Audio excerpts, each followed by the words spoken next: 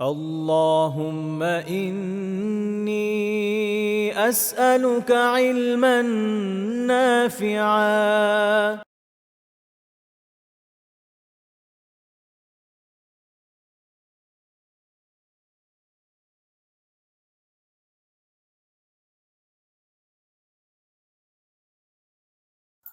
إن الحمد لله نحمده ونستعينه ونصلي على رسوله الكريم وعلى آله وصحبه أجمعين أما بعد আল্লাহ তাআলার অশেষ মেহেরবানিতে আমরা আমাদের কবিরা গুনাহ বিষয়ক নতুন দাস শুরু করতে যাচ্ছি। আজকে আমাদের প্রথম আলোচ্য বিষয়, চেষ্টা করব আজকে দুটো বিষয় আলোচনা করতে। তো প্রথম যে অধ্যায়টা হচ্ছে বাবুল জাহালা, অজ্ঞতা বিষয়ক অধ্যায়। অর্থাৎ এটা একটা অজ্ঞ থাকা। ইসলামে অজ্ঞ থাকার সুযোগ আছে? আসলে অজ্ঞ থাকার সুযোগ নাই। কারণ ইসলামের একদম একটা কোর বিষয় হচ্ছে কি দ্বীনি ইলম। মানে ইসলাম বিষয়টা এরকম না যে কেউ কিছুই জানে না, দিনের কিছুই জানে না, সে মনে করছে আমি মুসলিম তাহলেই হয়ে গেল, ব্যাপারটা এরকম না। দিনের অনেকগুলো বিষয় আছে যেটা প্রত্যেকের জন্য জানা কি আবশ্যক, ফরজ। তো যখন কেউ এটা জানছে না, যখন কেউ এটা থেকে অজ্ঞ থাকছে, তাহলে এটা কি হালাল হচ্ছে? হচ্ছে না। এটা যদি ফরজ হয়ে থাকে জানাটা, তাহলে বিপরীতটা কি? হারাম।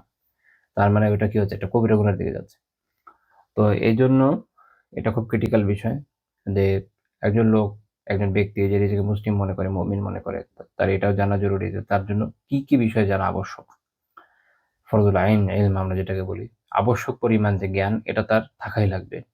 এটা যদি না থাকে, সে যদি অজ্ঞতার মধ্যে থাকে, তাহলে সে গুনাহগার হবে। রাসূলুল্লাহ সাল্লাল্লাহু আলাইহি ওয়াসাল্লাম বলেছেন যে তলাবুল ইলম ফরাইদাতুন আলা কুল্লি মুসলিম। ইলম অন্বেষণ করা প্রত্যেক মুসলিমের উপর ফরজ, প্রত্যেক মুসলমানের জন্য আবশ্যক। অবশ্য সকল বিষয় না, কারণ দ্বীনি ইলম আসলে অনেক ব্যাপক। তো একদম সবগুলো বিষয় যে একজন মানুষের জন্য আবশ্যক এরকম না, কিন্তু একটা লেভেল পর্যন্ত প্রত্যেকেরই জানা জরুরি হয়। এটা হচ্ছে ফরজুল আইন বা আবশ্যক পরিমাণ জ্ঞান।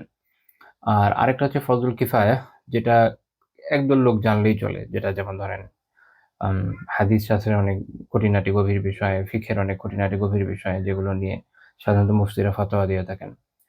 তারপরে ধরেন তাফসীরের অনেক খুঁটিনাটি গভীর বিষয়, এরকম অনেক বিষয় আছে। এমনকি কোরআনের কোরআন পাঠ করতে শেখা, এটার যে ফরজ পরিমাণ, যেটাকে বলা যায় যে যেটুকু যেভাবে পাঠ করলে অন্তত ফরজিয়াত আদায় হয়ে যায়, সঠিকভাবে তিলাওয়াত করা যায়, এতটুকু তো আবশ্যক। কিন্তু এরপরে আরো খুঁটিনাটি অনেক জ্ঞান আছে, সেটা ইলমে তাজবিদের এই সকল খুঁটিনাটি বিষয়, এগুলো ফরজে কিফায়া। কিছু আলেম যখন জানতেন, কিছু মানুষ যখন শিখছেন, তো আলহামদুলিল্লাহ বাকিদের উপর থেকে এই দায়িত্ব আহ পড়ে যাচ্ছে বা রহিত হয়ে যাচ্ছে। কিন্তু ফরজে আইন পরিমাণ এটা সবারই অর্জন করতে হবে। এটা জায়েজ না যে কেউ দিনের ব্যাপারে অজ্ঞ থাকবে।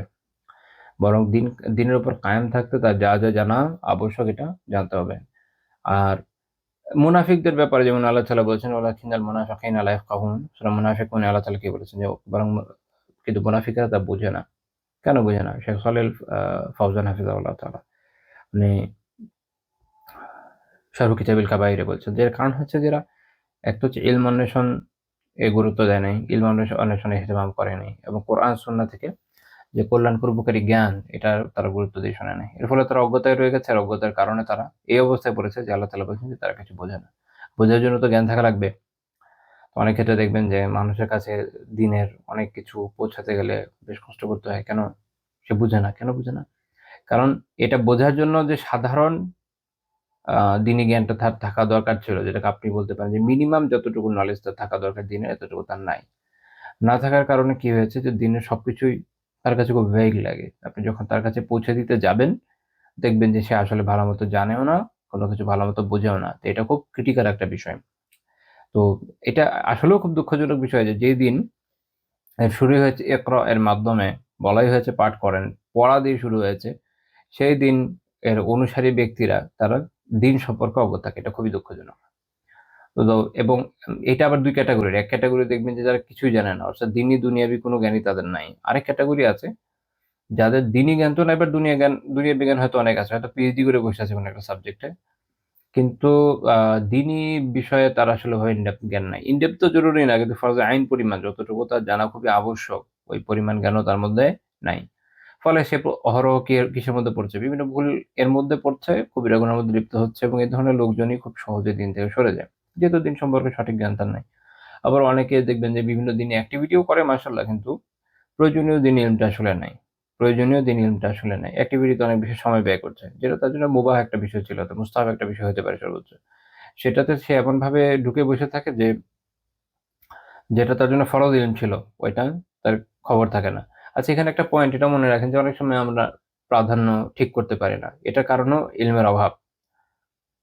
কোনটাকে আপনি প্রাধান্য দিবেন এটা যে বুঝতে পারছেন না, এটার কারণটা কি? এটার কারণ অনেক ক্ষেত্রে ইলমের অভাব। কখনো কখনো প্রবৃত্তির কামনা বাসনা তো আছেই, কিন্তু ইলমের অভাবও আছে, অজ্ঞতাও আছে, এটা খেয়াল রাখা জরুরি। যেমন ধরেন আম কয়েক বছর আগের কথা, আমাদের এক ভাই একদিন আরেকজনের ব্যাপারে দুঃখ করে বলল যে তার কাছে কোন একজন তার নিজের দুঃখজনক অবস্থা শেয়ার করছিল এই ইস্যুতে যে ধরেন তিনি কোন একটা দল, কোন একটা জামাত, কোন একটা গোষ্ঠীর সাথে যুক্ত।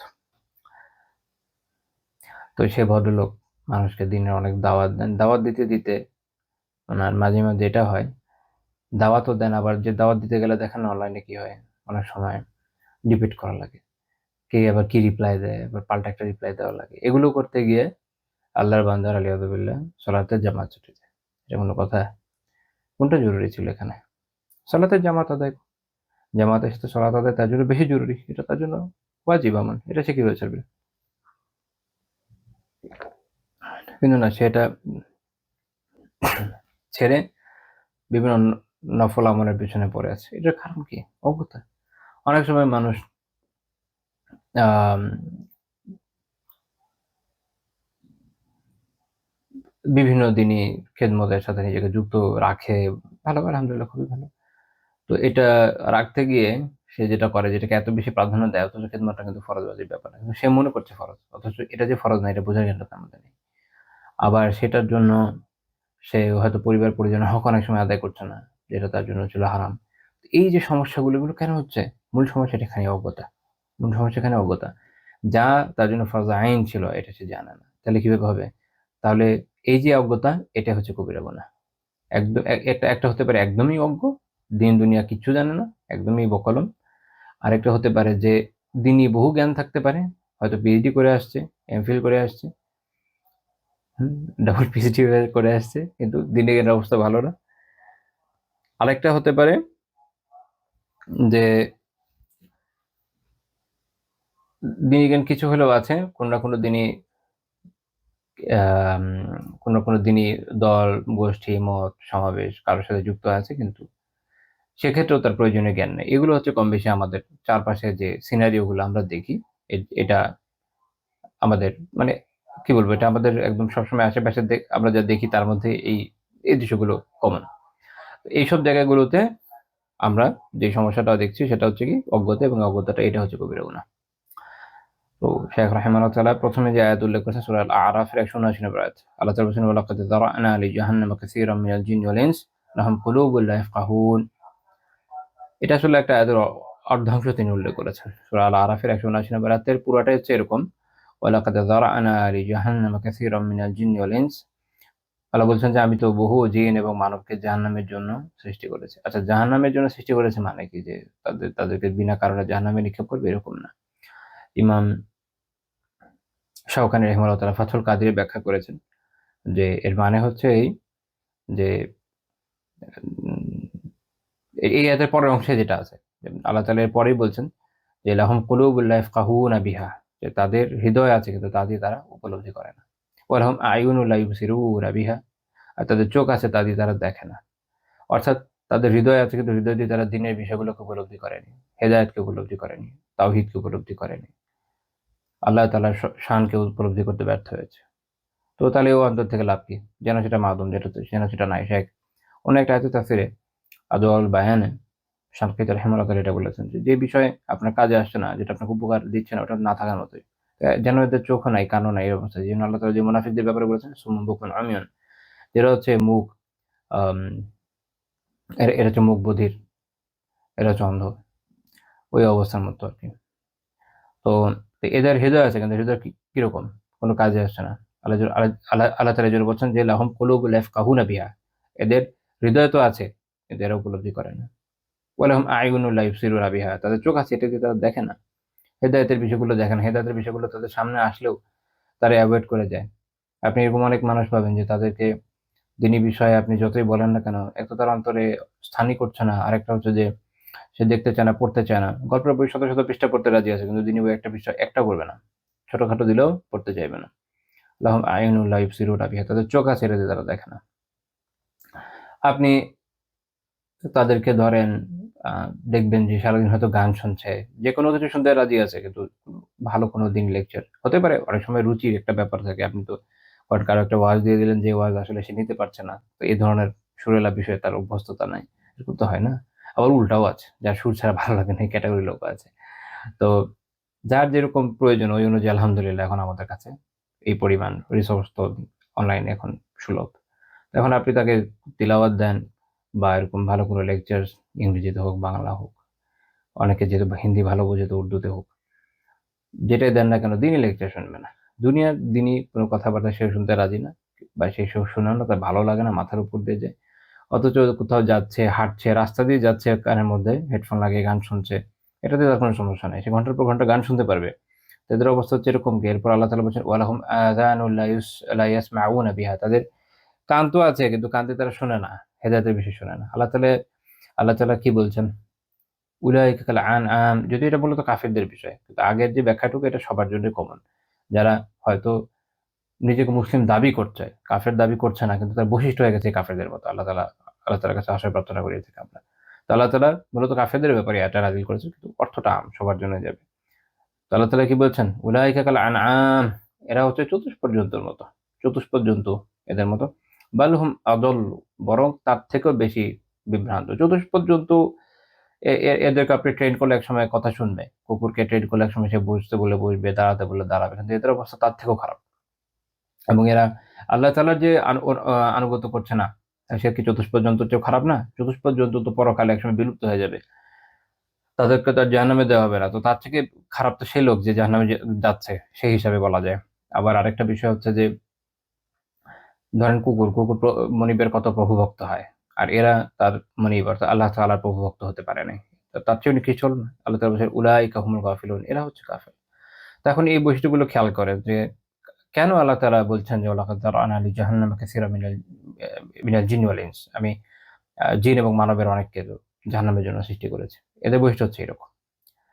এদের যেহেতু বৈশিষ্ট্য এরকম, যে ইমাম শওকানী রাহিমাহুল্লাহ ফাতহুল কাদিরে ব্যাখ্যা করেছে যে, যেহেতু তাদের এই যে মস্তিষ্ক, চোখ, কান কোনো কিছুই এরা আসলে যথাযথভাবে ব্যবহার করে নাই এবং নেক কাজ তারা করে নাই, এগুলো দিয়ে কি করেছে তাহলে অসৎ কাজই করেছে, জাহান্নামের ইন্ধনে পরিণত হয়েছে এগুলো করে। এজন্য তাদের যে আমল, এই আমলই তাদেরকে জাহান্নামের উপযুক্ত করে দিয়েছে। এখন এদেরকে জাহান্নামে দেওয়াই তো আল্লাহ তাআলার ইনসাফ। সে যদি এই অনুযায়ী কাজ করে তো এটা আল্লাহ তাআলা দিবেন না? স্বাভাবিক তো। যে যেমন করেছো তেমন পাবে। বলে না? যেমন কর্ম তেমন ফল। কামা তাদিনু তুদান বলে আরবিতে। তো কাজেই আল্লাহ তাআলা যেহেতু আগে থেকেই জানেন যে এরা জাহান্নামী হবে, তো তাহলে এটা অনেকটা যেন এরকমই, যেন তিনি তাদের জাহান্নামের জন্যই বানিয়েছেন। এটা হচ্ছে ইমাম শাওকানী রাহিমাহুল্লাহ তাআলার ব্যাখ্যা। আল্লাহ হেফাজত করেন, আমিন।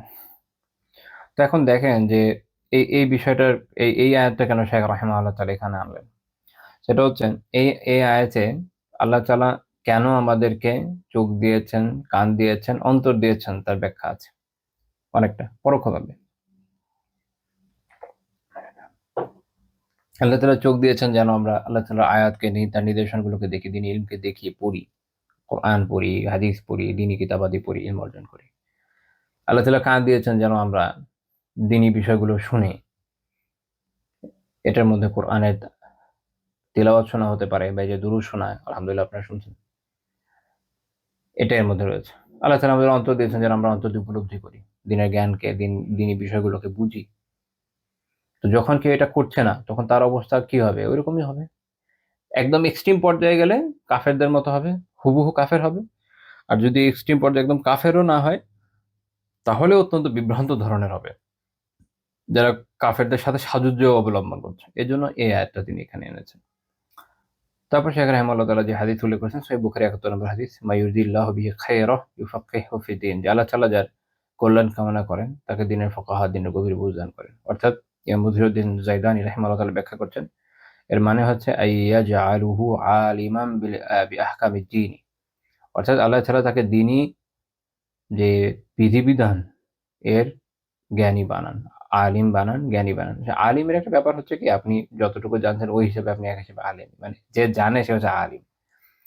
একটা শাস্ত্রীয় পরিভাষা আছে, সেটা আলাদা। আমি আপনি আবিধানিক অর্থে বলছি আর কি। আবিধানিক ভাবে মানে কি, আপনি যখন কিছু একটা জানেন ওই জিনিসের আপনি হালিম এইভাবে আর কি। তো যেমন শেখ কোথায় রহমানুল্লাহ সুন্দর বলেছেন যে ইলমের তো আসলে কোনো সীমা পরিসীমা নাই, প্রত্যেকেই একজন একজন থেকে বড় আলিম হয়, কেউ একটা বিষয় একটু বেশি জানে, কেউ আর একটা বিষয় কম জানে, এটাই স্বাভাবিক। যাই হোক, তো দিনই জ্ঞান যখন কেউ অর্জন করছে তাদের ব্যাপারে বলা হচ্ছে যে শেখ জাইদুন ইহমাল তাআলা ব্যাখ্যা করছেন, ইমাম জাইদুন ইহমাল ব্যাখ্যা করছেন যে অর্থাৎ আল্লাহ তাআলা তাকে দিনই বিধিবিধানের জ্ঞানী বানান, ইউফাক্কিহু ফিদ-দীন। এবং তিনি আরো ব্যাখ্যা করছেন যে এর মধ্যে আরো কি কি আছে, ওয়াইয়াজআলুহু যা ফাহমিন, এবং তাকে বোধ সম্পন্ন বানান, যে সে বুঝে, কি পরিমাণ বুঝে, হাত্তা ইয়াফহাম মিন আলফাযিন কালিলা মাআনিয়া কাসীরা, এতই বুঝে এক পর্যায়ে যে অল্প কথা থেকে সে অনেক অর্থ অনুধাবন করতে সক্ষম হয়। দেখবেন যে আপনার যত জ্ঞান ওই অনুপাতে আপনি কোন একটা বিষয় থেকে জ্ঞান আহরণ করবেন। সিম্পল বিষয়। এটা একটু বোঝার জন্য এভাবে উদাহরণ দিলে হয়তো একটু ভালো বুঝতে পারবেন ইনশাআল্লাহ তাআলা। ধরেন একটা আয়াত আপনি শুধু অর্থ পড়ে যাচ্ছেন। আপনি ওটা যতটুকু বুঝছেন, দেখবেন যিনি আলহামদুলিল্লাহ তাফসীরের অনেক কিতাব পড়েছেন, যাদের এই জ্ঞানটা আছে, উনি ওই আয়াত থেকে দেখবেন কত ইলমের বিষয়গুলো বের করে নিয়ে আসছেন। এটা কিভাবে হচ্ছে? কারণ আল্লাহ তাআলা তাকে ওই পরিমাণ জ্ঞান দিয়েছেন, তাকে ঐরকম ফাহাম বানিয়েছেন, ঐরকম বোধসম্পন্ন বানিয়েছেন যে তিনি এই অল্প শব্দের ভান্ডারের ভিতর থেকে যে ব্যাপক মণিমুক্তা রয়েছে বা বিপুল পরিমাণ জ্ঞান এর ভেতর লুক্কায়িত আছে, সেটা করে বের করে নিয়ে আসতে পারছেন। একই রকম দেখবেন হাদিস আপনি হয়তো একটা পড়ে সামান্য কিছু বুঝছেন, কিন্তু যখন এটা আপনি আলিমদের, যারা ভালো জানেন তাদের ব্যাখ্যা দেখবেন যে তারা ওর মধ্যে আলহামদুলিল্লাহ শাব্দিক ব্যাখ্যা আনছেন, মুহাদ্দিসরা কি ব্যাখ্যা করেছেন, ফুকাহারা ওখান থেকে কি মাসালা বের করেছেন, ওটার সাথে আর কি হাদিস কোরিলেট করে, কোনটার সাথে বিরোধ আছে এটার সমাধান বলে দিচ্ছেন। ওটার সাথেও যদি কোনো আয়াত কোরিলেট করে সেটা নিয়ে আসছেন। এই যে একটা ব্যাপক উপস্থাপনা কিভাবে হচ্ছে, ওটা ওই বোধের কারণে হচ্ছে। ওটা কোত্থেকে আসছে? আল্লাহ তাআলা দিচ্ছেন। তো আল্লাহ তাআলা যার কল্যাণ চান তাকে দিনের এই জ্ঞান দান করেন। তাহলে চিন্তা করেন যে যাকে দেন নাই তাহলে তো সে কল্যাণ থেকে বঞ্চিত কিনা? এজন্য বঞ্চিত হওয়ার কোনো ভালো বিষয় না। আল্লাহ তাআলা আমাদের বিষয়গুলো বোঝার তৌফিক দেন এবং বেশি দ্বীনি ইলম অর্জনের তৌফিক দান করেন। আমিন। তারপর শেখ রাহিমাহুল্লাহ সহিহ বুখারী আরেকটা হাদিস এনেছেন, ৮৬ নম্বর হাদিস, যে উম আ এটা অনেক লম্বা হাদিস, যেখানে কবরের সওয়াল জবাবের বিস্তারিত বর্ণনা আছে। তো ওখানে যারা আম সওয়াল জবাব করবে, যেসব ফেরেশতারা সওয়াল জবাব করবে, তো তারা যে প্রশ্নগুলো করবেন, এর বদলে এরা কি জবাব দিবে তার একটা বিস্তারিত আলোচনা আছে। তো ওখানে এক পর্যায়ে এরকম আছে যে আম্মাল মুনাফিক আউল মুরতাব, বর্ণনাকারী একটু কনফিউজ যে দুইটার কোনটা শব্দ ছিল, যারা মুনাফিক অথবা যে মুরতাব। মুরতাব মানে হচ্ছে যে সন্দেহ পোষণ করে, অর্থাৎ যার মধ্যে দৃঢ় জ্ঞানটা নাই, দিন সম্পর্কে যার কি নাই, দৃঢ় জ্ঞানটা নাই, সে কনফিউজড। তো তাকে যখন জিজ্ঞেস করা হবে, প্রশ্ন করা হবে, তোমার রবকে, তোমার দিন কি, ইনি কে, অর্থাৎ রাসূলুল্লাহ সাল্লাল্লাহু আলাইহি ওয়াসাল্লাম, তো সে কি বলবে? লা আদরি, আমি তো জানি না, আমি জানি না। সামি'তু নাসা, এটা খেয়াল করে যে কি বলা হচ্ছে এই হাদিসে, এটা খুবই ক্রিটিক্যাল একটা ব্যাপার। বিশেষ করে তাদের জন্য যারা জানে না, যারা মনে করছে আমি তো জাস্ট নিজেকে মুসলিম দাবি করছি আর চালচালায় চলে যাব। বিষয়টা এরকম না। তো সে কি বলবে? সামি'তু নাসা ইয়াকুলুন, মানুষকে আমি বলতে শুনেছি, সামি'তু নাসা ইয়াকুলুনা শাইআ ফাকুলতুহু, আমি মানুষকে বলতে শুনেছি, আমিও তাই বলেছি। সবাই বলে আমিও বলেছি। আমার বাপ-দাদা মুসলমান ছিল, আমি মুসলমান। আমরা ১৪ গোষ্ঠী মুসলমান, মাশাআল্লাহ, মাশাআল্লাহ। আমার বাবা-মা খুব প্র্যাকটিসিং, আমিও খুব প্র্যাকটিসিং। কিচ্ছু জানি না, খালি প্র্যাকটিসিং। হ্যাঁ? মন্ত্র পড়ার মতো করে সূরা পড়ে ফেলি। দিনের কোনো বিষয়ে আমার কোর কনসেপ্ট নাই। দুঃখিত, দিনের কোনো বিষয়ে আমার কোর কনসেপ্ট ক্লিয়ার না। আমি আ দেখা গেছে যে তার অবস্থা সেরকম, সে বলবে কি লাইক মানে ইউজুয়ালি আমাদের সমাজে মানুষের যে অবস্থা হয় যে কোন কিছুই তার ক্লিয়ার না। কিন্তু সে মনে করছে যে সে অনেক কিছু জানে। অথবা সে খুব প্র্যাকটিসিং, এবং অনেক প্র্যাকটিসিং আমরা জীবনে দেখেছি মাশাআল্লাহ। দিনের কোনো বিষয় আসলে পারফেক্টলি জানে না, কিন্তু খুব প্র্যাকটিসিং। আল্লাহ জানে কোন ক্যাটেগরির বিষয়। কিন্তু এটা আমাদের দেশের কিন্তু মোস্ট কমন একটা সিনারিও, অনেক মানুষ পাবেন। প্র্যাকটিসিং বলতে কি ৫ ওয়াক্ত নামাজ মসজিদে গিয়ে পড়ছে। হয়তো দাঁড়িয়ে রাখছে, মেয়ে হলে বোরকা পড়ছে। এইটুকুতে তারা মনে করছে আলহামদুলিল্লাহ খুব দিনদার। কিন্তু দিনের তো আরো অনেকগুলো বিষয় আছে। খালি এইটুকুর মধ্যে তো দিন আবদ্ধ না। দিনের যে আরো বিষয় আছে, এটা জানা যে তার জন্য আবশ্যক ছিল, সেটাও তো সে জানে না। মানে ওইটুকুই সে জানে না। এরকম জাহালাতের মধ্যে আছে। মানে খুব আফসোস হয়। এমন মানুষ দেখি যে যিনি বয়স হয়ে গেছে, আমি হয়তো ছোট থেকে দেখছি যে আলহামদুলিল্লাহ উনি নিয়মিত ৫ ওয়াক্ত সালাত মসজিদে আদায় করেন। কিন্তু কখনো হয়তো পাশাপাশি সালাত আদায় করিনি বা খেয়াল হয়নি। আরেকটা হতে পারে বয়সের একটা বিষয় আছে, বয়স হলে অনেকে মানে অনেকে একটু জোরে বলা শুরু করেন যাতে আশেপাশের লোকজন বুঝে উনি আসলে কি পড়ছেন, এরকম কিন্তু দেখবেন অনেকের হয়।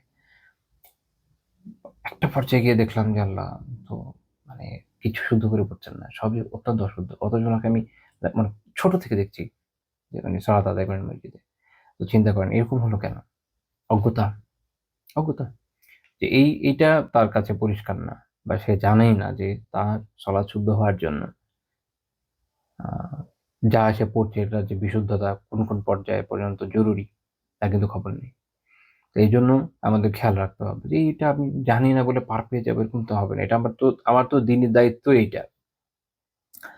ইসলামের বিশেষত্ব এখানেই। ইসলাম তো আমাদের অজ্ঞতার দিন দেয়নি, ইসলাম আমাদের দিনই দিয়েছে ইলমের দিন, যেখানে আমাদের জানানো হচ্ছে যে আমাদের পূর্বপুরুষ আদম আলাইহিস সালামকে সবার উপর সম্মানিত করা হয়েছে কিসের মাধ্যমে? ইলমের মাধ্যমে। আল্লাহ তাআলা তাকে শিখিয়েছেন। এই দিন শুরু হয়েছে ইলমের মাধ্যমে। এই দিনের জয় জয়কারও যেসব কারণের মাধ্যমে হয়েছে তার মধ্যে অন্যতম একটা হচ্ছে ইলম। আর সেইখানে এসে আমরা অজ্ঞতাকে এখন পুঁজি বানিয়ে নিয়েছি এবং সেটার জন্য অনেক ওজোর তালাশ করি। ওজোর এখন আমরা আসলে ওইভাবে নাই। এখন আল্লাহ তাআলা চাইলে শেখার মাধ্যমের অভাব নেই আলহামদুলিল্লাহ। যে শিখছে না তার যে কি পরিণত হবে আল্লাহ তাআলা জানেন। তাই না? ওজোর কোথায় এখন? কত কত সুযোগ সুবহানাল্লাহ। অফলাইনে আশেপাশে কত মাদারিস, কত কত উস্তাদ পাওয়া যাচ্ছে, অনলাইনে পাওয়া যাচ্ছে, দেশে আছে, দেশের বাইরে আছে, ফ্রি আছে, পেইড আছে, কি নাই সুবহানাল্লাহ। অথচ মানুষ তারপরে শিখতে চায় না। বলেন এরকম সুযোগ এটা মানব জাতি এর আগে কখনো পেয়েছে কিনা আল্লাহ তাআলা জানেন। অথচ কাজে লাগাচ্ছে না। খুবই দুঃখজনক। এই প্রসঙ্গে সর্বশেষ যে বিষয়টা জানানো দরকার, তাহলে ফরজ ইলমের পরিমাণটা কি, কিভাবে জানবো? ইমাম আবু যায়েদ আল আখদারী রাহিমাহুল্লাহ তাআলা তার যে মাতনুল আখদারী, সেখানে উনি এটা নিয়ে বলছেন, ব্যাখ্যা করছেন যে আউয়ালু মা ইয়াজিবু আলাল মুকাল্লাফ তাসহিহু ঈমানিহি।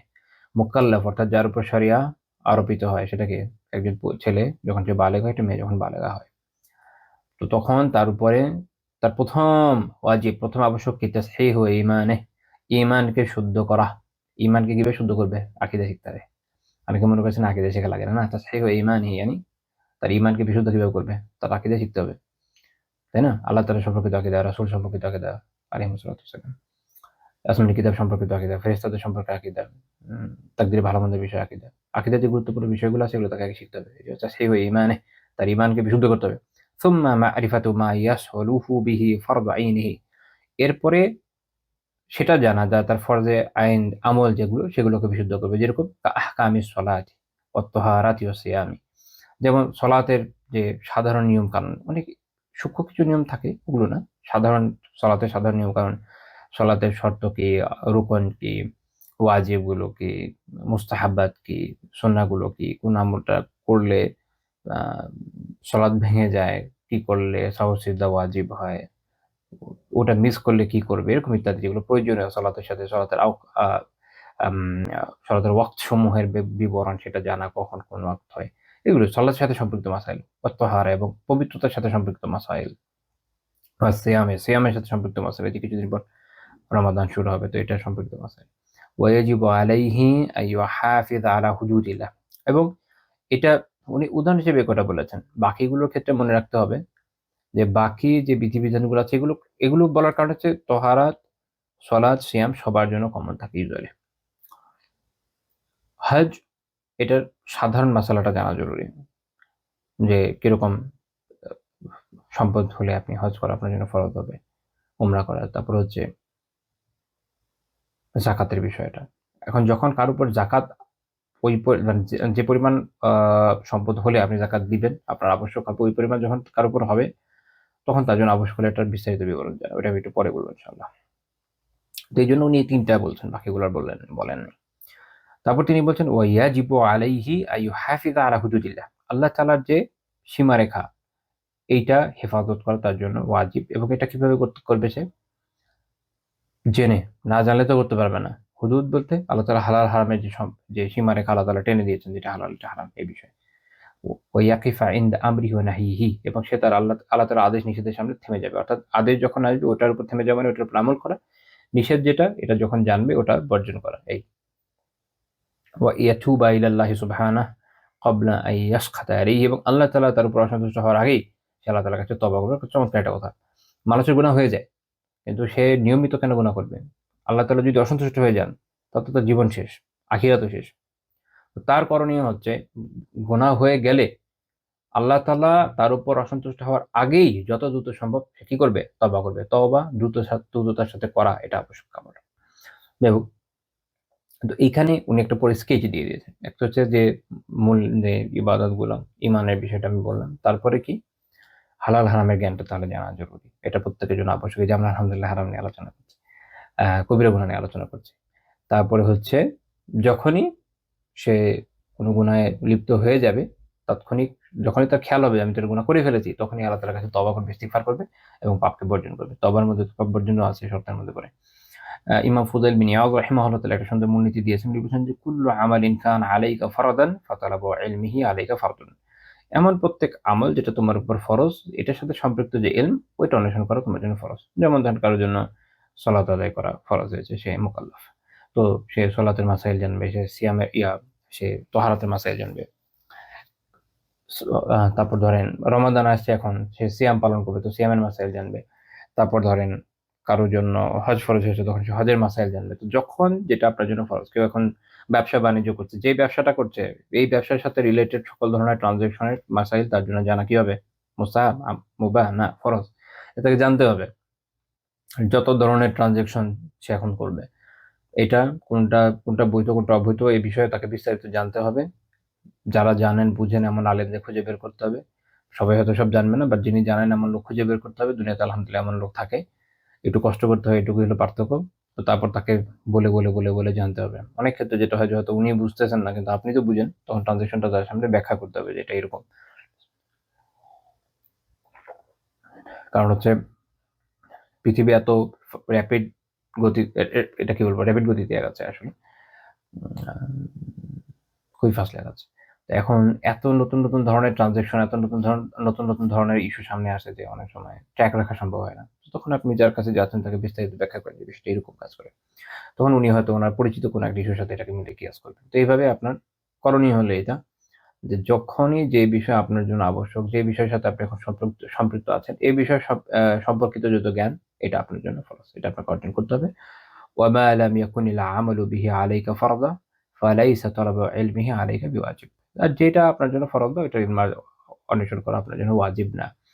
কেউ ধরেন আহ এটা আমরা এভাবে দেখি। মনে করেন কেউ এমন একটা ব্যবসার সাথে যুক্ত, ধরেন কারেন্সি মার্কেটের একটা ব্যবসা আছে। অনেকে কারেন্সি মার্কেটে ব্যবসা করে। তো এখন এটা আমি করি না, আপনি করেন না, তমুক কেউই করেন না। খুব রেয়ার কিছু লোক করে। তো স্বাভাবিক ওটার জ্ঞান আপনার জন্য আবশ্যক না। যে ওটা করছে তার জন্য আবশ্যক, সে জেনে নেবে। বা কেউ টিচিং করছে। টিচিং এর সাথে কি নলেজ, হ্যাঁ, কি মাসাইল এটার সাথে সম্পৃক্ত আছে, কিভাবে পড়ানো উচিত, ছাত্রদেরকে কিভাবে শাসন করতে হয় না করতে হয়, ইত্যাদি মাসাইল যেগুলো আছে। এগুলো সে জেনে নেবে। এটা তার জন্য আবশ্যক। এখন আরেকজন যে টিচার না, তার তো এটা জানা দরকার নেই। তো এইভাবে আরকি।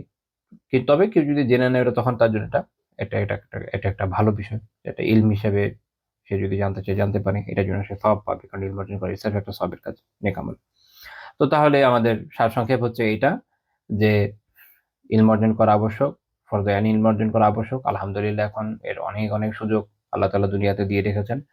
আমাদের ভাই এবং বোনদের উচিত যথাসম্ভব সেটাকে কাজে লাগানো। আ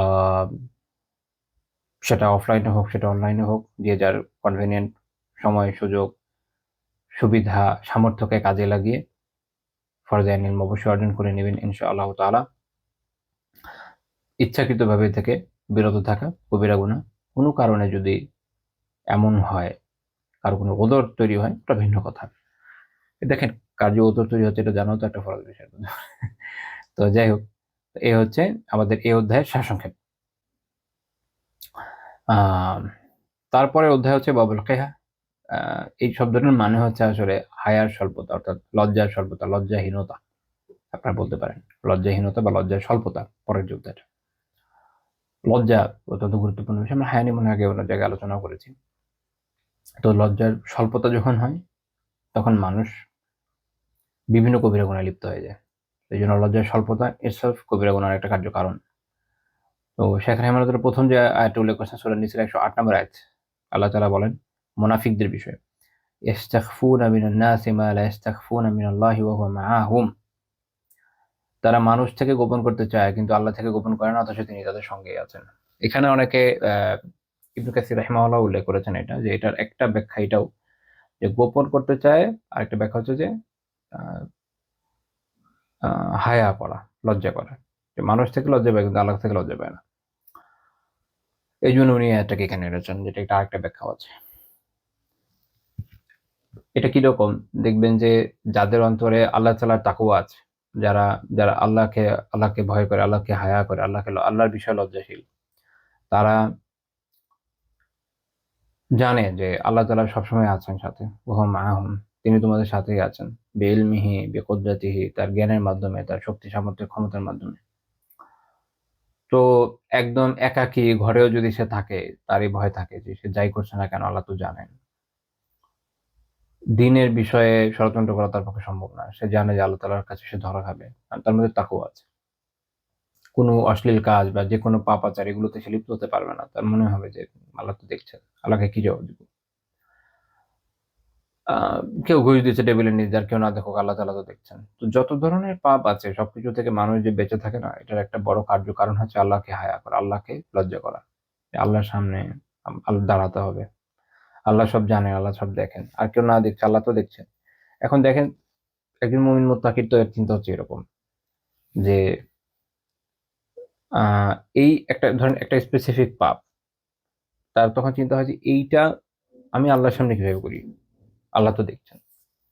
তার সবার আগে এই চিন্তা থাকে। এর বিপরীত অবস্থা সেটা মুনাফিকদের, যেটা আল্লাহ তাআলা এখানে আলোচনা করছেন। সেটা কি?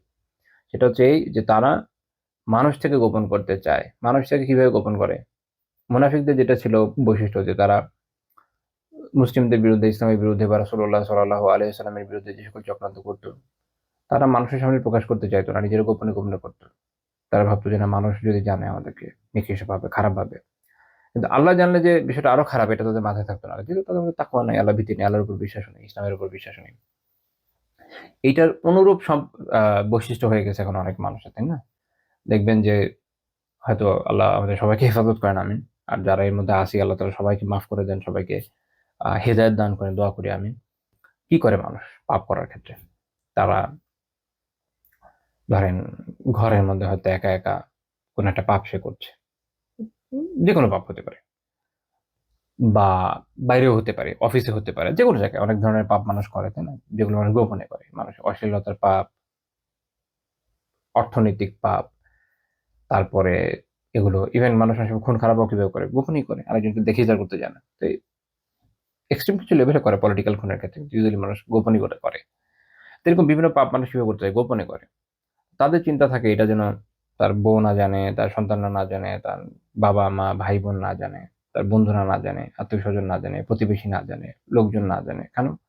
কারণ জানলে তাকে খারাপ মনে করবে। তো মানুষ তার কাছে অনেক গুরুত্বপূর্ণ। হুম? ইস্তাখফুনা মিনান নাস। তারা মানুষ থেকে গোপন করতে চায়। অথচ হওয়ার কথা ছিল কি? উল্টা। মানুষ যাই জানুক, কি যায় আসে? এক হিসাবে, এক হিসাবে।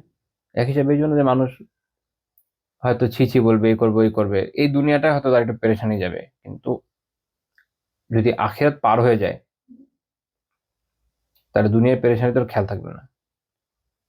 তো এজন্য সবার আগে জরুরি ছিল কাকে হায়া করা, কাকে লজ্জা পাওয়া, কার থেকে গোপন রাখা, অর্থাৎ জিনিসটা বাদ দিয়ে দেওয়া। সেটা হচ্ছে আল্লাহ তাআলা থেকে। ওয়ালা ইয়াস্তাখফুনা মিনাল্লাহ। আল্লাহ তাআলা থেকে গোপন করা। কারণ আল্লাহ তাআলা থেকে তো গোপন করা সম্ভব না। এর মানে হচ্ছে এই যে আল্লাহ তাআলার হায়ায়, আল্লাহ তাআলার লজ্জায়, আল্লাহ তাআলার ভয়ে, লজ্জার মান লজ্জা লজ্জা কি বলবো এটা? আল্লাহ তাআলার ভয়ে লজ্জা পেয়ে, আল্লাহকে লজ্জা পেয়ে এই পাপ থেকে বিরত হচ্ছে না।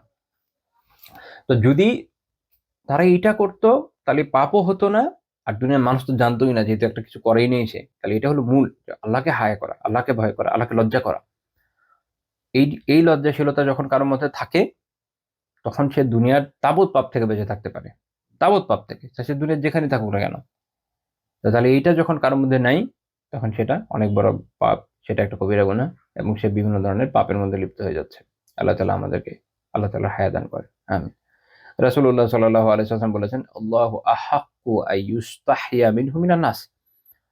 মানুষের থেকে আল্লাহ তাআলাই লজ্জা পাবার অধিক হকদার।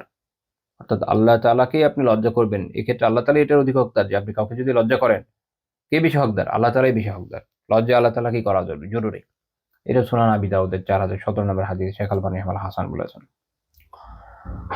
লা ইলাহা ইল্লাল্লাহ। এরপরে উনি আরেকটি হাদিস এনেছেন, সহিহ বুখারীর হাদিস, এটা সুনান ইবনে মাজাহতে এবং অন্যান্য কিতাবে আছে, যে রাসূলুল্লাহ সাল্লাল্লাহু আলাইহি ওয়াসাল্লাম বলেছেন, ইন্না মিম্মা আদরাকান নাসু মিন কালামিন নাবুওয়াতিল উলা, পূর্ববর্তী নবুয়তের যে কথা মানুষ পেয়েছে তার মধ্যে একটা হচ্ছে এই, ইযা লাম তাস্তাহি ফাসনা মা শি'তা, যদি তুমি লজ্জাবান না হও বা লজ্জা অবলম্বন না করো, হায়া না রাখো, তাহলে যা চাও করো। এটা আসলে খবর দেওয়া। অর্থাৎ যে লজ্জা যার মধ্যে নাই সে যা ইচ্ছা তাই করতে পারে, তাই করে, ইউজুয়ালি তাই করে। কাজেই মানুষের গুনাহ থেকে বাঁচার ক্ষেত্রে, বিভিন্ন খারাপ বিষয় থেকে বাঁচার ক্ষেত্রে জরুরি বিষয় হচ্ছে এক্ষেত্রে এই হাদিস থেকে বোঝা যায় কি লজ্জা। এটা থেকে এটাও বোঝা যায়, যেমন ইমাম খাত্তাবী রাহিমাহুল্লাহ তাআলা ব্যাখ্যা করেছেন যে তার যেখানে বলা আছে মিন কালামিন নবুওয়াতিল উলা, তার মানে হচ্ছে যে যুগে যুগে সকল নবীদের মধ্যেই এই দাওয়াটা ছিল। অবভিয়াসলি নবীদের কিছু বিষয় তো মোস্ট কমন, তার মধ্যে অবভিয়াসলি লজ্জাশীলতা একটা। কারণ একটা আমরা আই থিংক আমরা সবাই এটা জানি, সহিহ বুখারীর একটা হাদিস আছে যে আল হায়াউ শু'বাতুন মিনাল ঈমানি, হায়া হচ্ছে ঈমানের একটা শাখা। তো যেটা ঈমানের শাখা সেটা তো শুধুমাত্র যে রাসূলুল্লাহ সাল্লাল্লাহু আলাইহি ওয়াসাল্লামের কাছে অবতীর্ণ হয়েছে বিষয়টা এরকম না। মানে যেটা ঈমানের বিষয়, আকীদার বিষয়, তাওহীদের বিষয়, এটা সব নবীর ক্ষেত্রে সেমই থাকে। কাজেই লজ্জা আগের নবীদের ক্ষেত্রেও আলোচ্য একটা বিষয় ছিল। তো এটা হচ্ছে একটা গুরুত্বপূর্ণ বিষয়। এবং যুগ যুগ ধরে এটাই বাস্তবতা যে যখন কারো লজ্জা থাকে না, সে যেকোনো পাপে লিপ্ত হয়ে যায়, যেকোনো পাপে।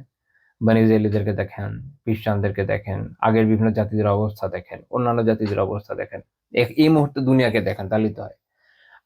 আগেকার সময় রোমান সিভিলাইজেশনে, গ্রিক সিভিলাইজেশনে, আকাডিয়ানদের ক্ষেত্রে, সুমেরিয়ানদের ক্ষেত্রে, কপ্টিকদের ক্ষেত্রে, যাদের আপনি প্রাচীন ইতিহাস পড়বেন, এদের মধ্যে যে বিভিন্ন ধরনের পাপাচার, অশ্লীলতা, যে ধরনের খারাপ বিষয় ছড়িয়ে পড়েছিল, এটার কারণ কি ছিল? লজ্জা, অভাব, লজ্জা নেই।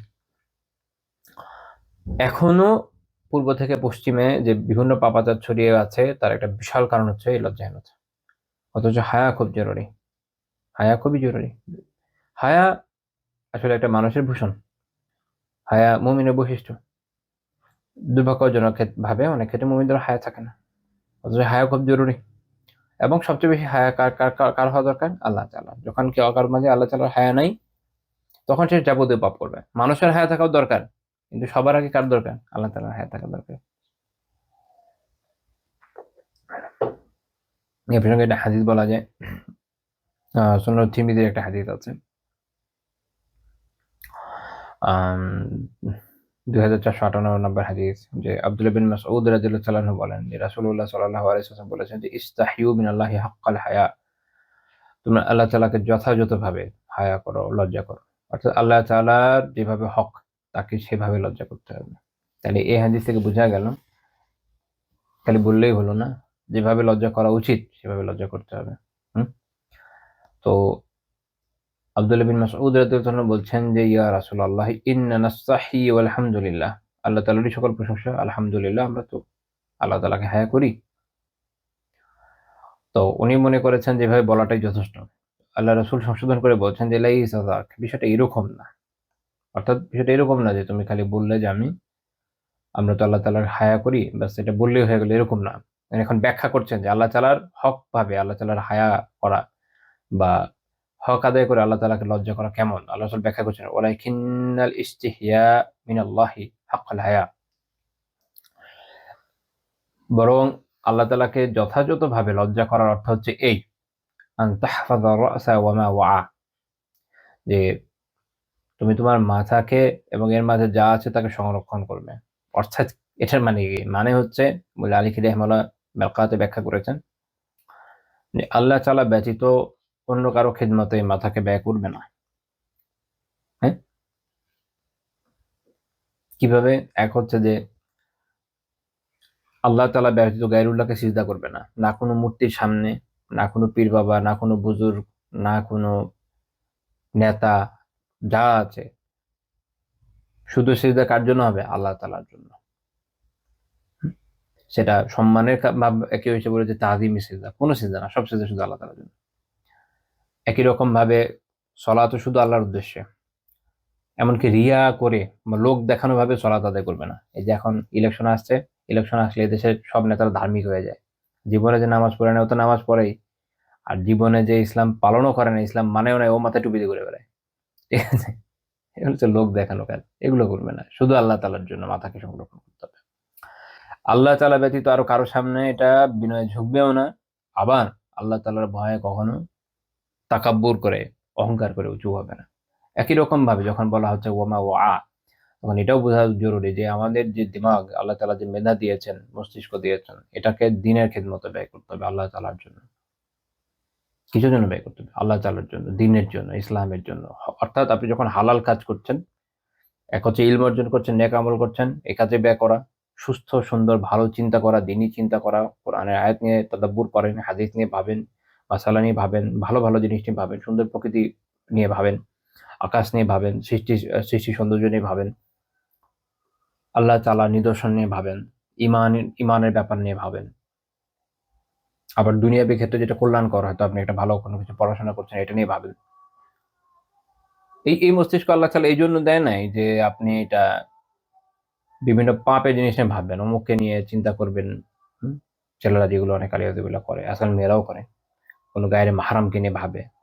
এই জন্য দেওয়া হয় নাই যে আপনি কি মুভি দেখছেন এটার এখন কাহিনী বসে বসে চিন্তা করবেন, ইভেন দেখবেন, সেটার জন্য তো দেওয়া হয়নি। বা মনে মনে গান আওড়াইতে থাকবেন, সেটার জন্য না। বিভিন্ন খারাপ বিষয় যা হতে পারে। আল্লাহ তাআলাকে হায়া করা মানে, মনে রাখেন আপনার দিমাগে কি চলছে কেউ না দেখুক, আল্লাহ দেখেন। অনেক সময় চিন্তা হয়তো পরিপূর্ণরূপে মাথার মধ্যে গঠিতও হয় না, জাস্ট উদিত হয়ে চলে যাচ্ছে, ওটা আল্লাহ জানেন কি হতো, রাইট? তো তাহলে আপনি আপনার মাথা এবং তার মাঝে যা আছে, দিল দিমাগ সবকিছুকে কি করবেন? সংরক্ষণ করবেন। কারণ মনে রাখেন যে এর ভিতরে কি আছে না আছে আল্লাহ জানেন। তো যখন আপনি এইভাবে মাথাকে সংরক্ষণ করবেন, বাহ্যিক এবং অভ্যন্তরীণ, তখন এটা আল্লাহ তাআলার প্রকৃত লজ্জা হবে। বলে বাতানা ওয়ামা হাওয়া, এবং হচ্ছে পেট এবং পেটের মাঝে মাঝে যা কিছু আছে তাকে হেফাজত করতে হবে। এর মধ্যে হারাম কিছু দেওয়া যাবে না, শুধু হালাল দিতে হবে। এটা তো সহজ ব্যাখ্যা আমরা বুঝি। ওয়ালতাযকুরিল মাউতা ওয়াল বিলা, মৃত্যুকে স্মরণ করতে হবে এবং মৃত্যুর পর যে পচে গলে যাবে মাটিতে, এটা মনে রাখতে হবে।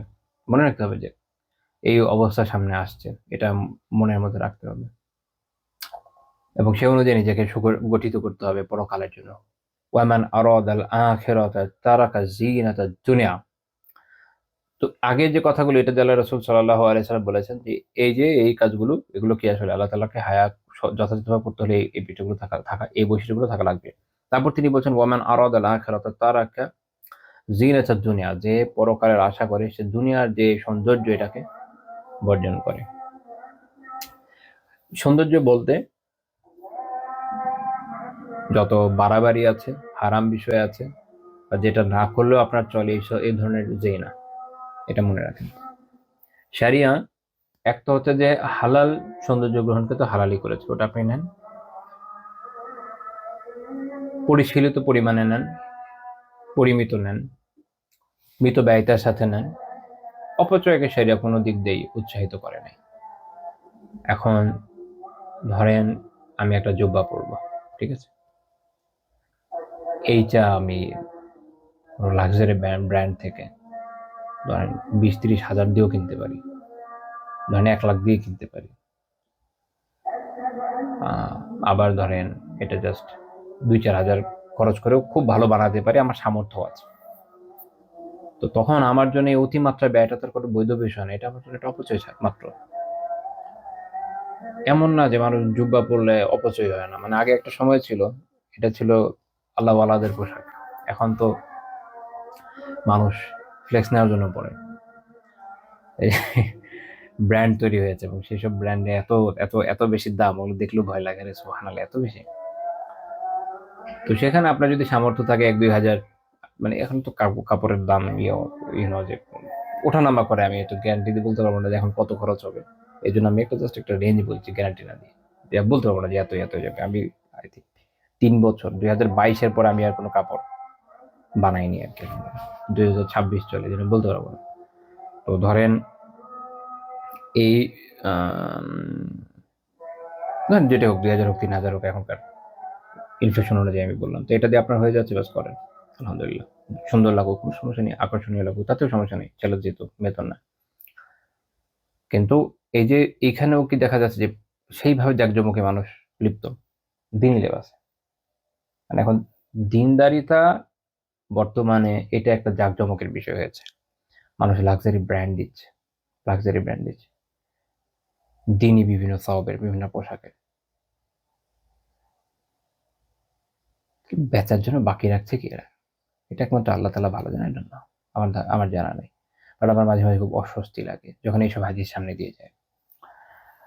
তো যাই হোক, আমাদের কাজ হচ্ছে নিজেদেরকে সংশোধন করা, যথাসম্ভব দাওয়া করা। তার মধ্যে এটা আছে যে আমরা এটা কি শিখলাম, যে আমরা, আল্লাহ তাআলা আমাদেরকে এটা অনুমতি দিয়েছেন যে আমরা বৈধ পর্যায় পর্যন্ত নিতে পারি, কিন্তু আমরা যেন জাঁকজমকের দিকে না যাই। ওয়ামান আরাদাল আখিরাহ তারাকা জিনাতাদ দুনিয়া। আবিধানিক অর্থ করতে গেলে দুনিয়ার সাজসজ্জাই পরিত্যাগ করার কথা আছে, কিন্তু এটা মানে এটা না। এটা মানে হচ্ছে যে সে দুনিয়া যে অতিমাত্রা জাঁকজমক করা, তার যে বলতে পারেন যে বাড়াবাড়ি পর্যায়ের খরচ, এগুলো সে পরিত্যাগ করে, সে নিজেকে সিম্পল রাখে। আমাদের সকল ইমামরা সিম্পল জীবনযাপন করেছে যুগ যুগ ধরে। যারা হকপন্থী ব্যক্তিত্ব, তারা সবাই সিম্পল জীবনযাপনই করেছে। ইসলামের শিক্ষা এখানে সিম্পল জীবনযাপন করা। বাট আমরা এমন একটা সময় অতিবাহিত করছি যে সিম্পল জীবনযাপন করলে আবার আমাদের যারা, যাদেরকে আমরা দাওয়া করছি, যারা আমাদের ওনারা আবার ইউনো পাত্তা দিতে চান না। এটা কিন্তু আমি বাস্তবতা বলছি। মানুষের একটু অ্যাট্রাকটিভনেসের প্রতি আগ্রহ অনেক বেশি, জাঁকজমক থাকা লাগে, পোশাক আশাকে জাঁকজমকপূর্ণ হতে হবে, তার কথাবার্তা এরকম হতে হবে, তারপরে মানে ভিতরে নলেজ কি আছে ডাজন্ট ম্যাটার, এগুলো থাকা লাগবে, ভিডিও কোয়ালিটি অনেক হাই হওয়া লাগবে, তাই না? যাই হোক, তো এইটা যেহেতু মানুষের চাহিদা হয়ে গেছে এখন, তো যারা তাদের কাছে যাচ্ছে তারাই তাদের প্রভাবিত হচ্ছে, কারণ তারা তো সমাজের বাইরের লোক না। তো যাই হোক, এই জন্য আমাদের সকল পক্ষেরই পরিবর্তন জরুরি। তারপর আল্লাহ রাসূল সাল্লাল্লাহু আলাইহি ওয়াসাল্লাম বলেছেন, ফামান ফাআলা যালিক, এই যে এই বিষয়গুলো যা বলা হলো, নিজের মাথাকে সংরক্ষণ করা, পেটকে সংরক্ষণ করা, মৃত্যু এবং মৃত্যুর পরে পচে গলে যাওয়ার ব্যাপারটা খেয়াল রাখা, পরকালের আশা করা, এবং সেই আশা থেকে জীবনের দুনিয়ার জাকজমককে পরিহার করা, এগুলো যে করছে, ফামান ফাআলা যালিক ফাকাদ ইস্তাহইয়া মিনাল্লাহি হাক্কাল হায়া, সে যথাযথভাবে আল্লাহকে লজ্জা করছে। এটা যখন আপনি করতে পারবেন, আপনি যথাযথভাবে আল্লাহকে লজ্জা করবেন। খেয়াল রাখতে হবে। এই হাদিস সনদকে শেখ আলবানী রাহিমাহুল্লাহ হাসান বলেছেন। আল্লাহ আল্লাহ। তো আমাদের এই আজকের এই দর্শের এই পর্যন্ত আমরা যে আলোচনা করলাম, তাতে আমাদের দুইটা বিষয় ক্লিয়ার হলো। একটা হচ্ছে কি, জ্ঞান অর্জন আবশ্যক, আরেকটা হচ্ছে হায়া, লজ্জাশীলতা আমাদের জন্য খুবই জরুরি। মানুষ থেকে লজ্জা করবো অবভিয়াসলি, আর এক্ষেত্রে সবচেয়ে গুরুত্বপূর্ণ হচ্ছে আল্লাহ থেকে লজ্জা করা। সবচেয়ে গুরুত্বপূর্ণ আল্লাহকে লজ্জা করা। যে কোনো পাপ করার আগে আমাদের আল্লাহ তাআলার কথা ভাবতে হবে, যে আল্লাহ তাআলার সামনে তো দাঁড়াবো, আর যাই করছি না কেন আল্লাহ তাআলা দেখছেন। বিষয়টা এরকম না যে আমলনামায় লেখা হচ্ছে, যখন তার কাছে এটা উপস্থাপন করা হবে শুধু তখন তিনি জানেন, এমন তো না। যখন ঘটছে একটা পাপ, তখনও তিনি দেখছেন। আমলনামা তো একটা হিসাব মাত্র, যেটা পরে সামনে বান্দার সামনে আনা হবে, কিন্তু আল্লাহ তো তখনও দেখছেন। আল্লাহর সামনে কিভাবে পাপটা করি, এই চিন্তাটা রাখা জরুরি। এবং মনে রাখতে হবে যে মানুষের থেকে আল্লাহ তাআলাই লজ্জা পাবার অধিক হকদার। এটাও মনে রাখতে হবে যে যখন কারোর মধ্যে লজ্জা থাকে না, সে দুনিয়ার যে কোনো পাপ, যে কোনো কুকর্মের মধ্যে খুব সহজে লিপ্ত হয়ে যায়। লজ্জাশীলতা খুবই জরুরি। আর আল্লাহ তাআলাকে প্রকৃতপক্ষে কিভাবে লজ্জা করতে হবে সেই বিবরণ আমরা সোনার তিরমিজির একটা হাদিস থেকে আলহামদুলিল্লাহ জানলাম, যার মাধ্যমে আমাদের কাছে বিষয়টা পরিষ্কার হয়ে গেল। আজকে আমাদের আলোচনা এই পর্যন্তই থাকবে। সুবহানাকাল্লাহুম্মা বিহামদিকা লা ইলাহা ইল্লা আনতা আস্তাগফিরুকা ওয়া আতুবু ইলাইক।